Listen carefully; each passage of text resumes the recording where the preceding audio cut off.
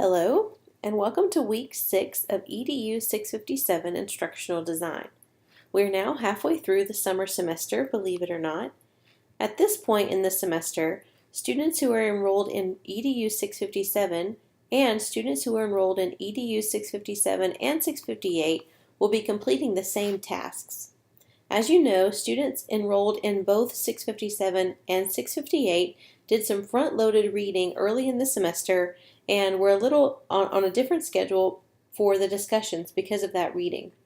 But at this point in the semester, we're on the same schedule. So for this week 6 tasks, they are the same for all students in the course. This week you're going to begin working toward an assignment that's actually due next week.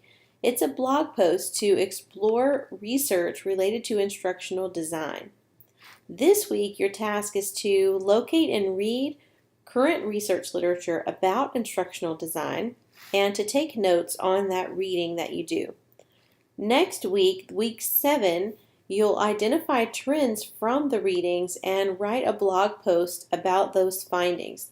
For this week, you don't need to worry about the blog post. All you need to do for that task this week is read some current research literature and contribute some notes to a shared document. Let me show you what that will look like. Remember that on this interactive course calendar you can link to assignments for additional information. So for the next 2 weeks we'll be working mainly on this assignment, which is analyzing current research literature in the field of instructional design. Each student will read at least 6 current research articles about instructional design.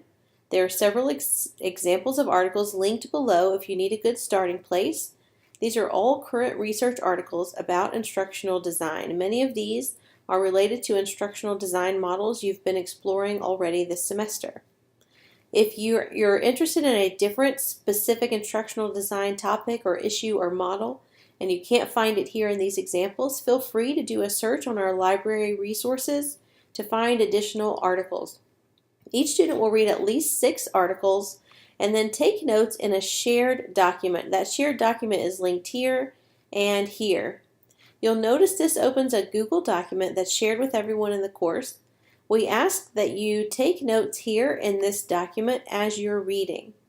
So while you read those 6 articles, you'll fill out 6 rows in this spreadsheet just to take brief notes about the instructional design issues, the findings of the research, and the implications. And then just include this brief information here at the beginning so that others in the course can find the article if they'd like to.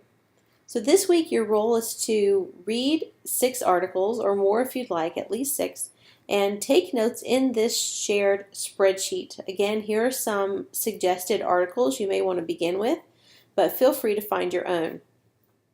Next week, what you'll be asked to do is to read through all of the findings from your peers in that shared spreadsheet and create a blog post to synthesize those findings.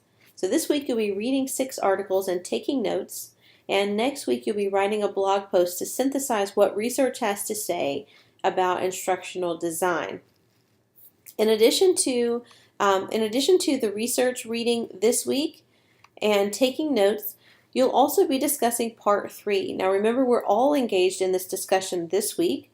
Discussing part 3, which is chapter 6, 7, and 8 in the Essentials of Instructional Design. Remember that this discussion can take place in Canvas or Voxer. We have folks discussing the text in both places, and you'll find this week's discussion questions posted in Canvas and in our Voxer group.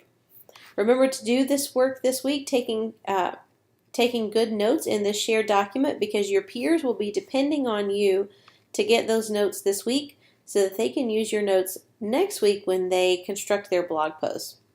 So next week, week 7, you'll read through those notes, identify trends and recommendations from those shared notes, and then construct a blog post to show what the main findings are, to highlight the big ideas from current research related to instructional design.